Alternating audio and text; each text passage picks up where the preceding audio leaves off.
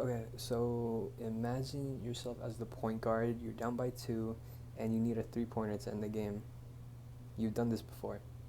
The only problem, you're shooting 16% from the arc. And the coach wants you to end it with a two-pointer to send the game to overtime.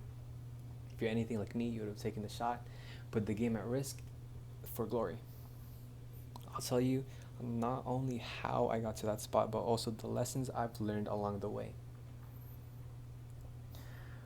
One thing I've learned about playing basketball is to know your role. I was I was with my friends last year, and it was 2 a.m. and we were arguing about the 17 Warriors versus the 98 Bulls on who was the greatest team of all time, and that was when my idea struck.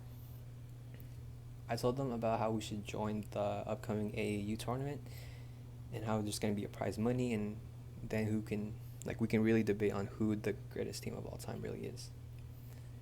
So that happened, and we've all competed at a high level before, like basketball, AAU, and parks and like street ball and all that. And there were about like 20 teams. There were about 20 teams, and five of them were like the only ones that really caught our interest because they weren't that good. Um, or so we thought. They were tough, really really tough. But we just came out hot and we stayed undefeated, and we were really really clutch. So, um, hmm, it was about the final day. Yeah, it was the final day of the tournament, and it was only the Samurais, us, and the Cyclones. And I played really bad because they were really physical, really strong, and almost all of them were like as tall as me or taller. And they drove like driving to the paint was like a nightmare. Like we couldn't do that. So our coach just told us to let them build a wall and concentrate on threes. But I was like really bad, really really bad. So I I was taken out. I was ice cold, and I didn't play in the third quarter. But I found a way. So it's fourth quarter now, and I'm back in the game. It was down by five. There's 3 minutes left, and the plan was to just get open and shoot threes. Typical. So we start like so we start, and I got an assist to the shooting guard, and now we're down by two, and I decide to attack the basket, and I got fouled. I got past two men, got fouled, and then I got an N1, got the free throw. So with 1 minute left, we're up by one. Then the ball. They got the ball.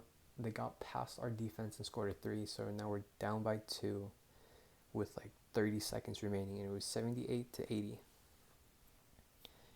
And we called a timeout. Coach told us to go for a layup so we can go for overtime.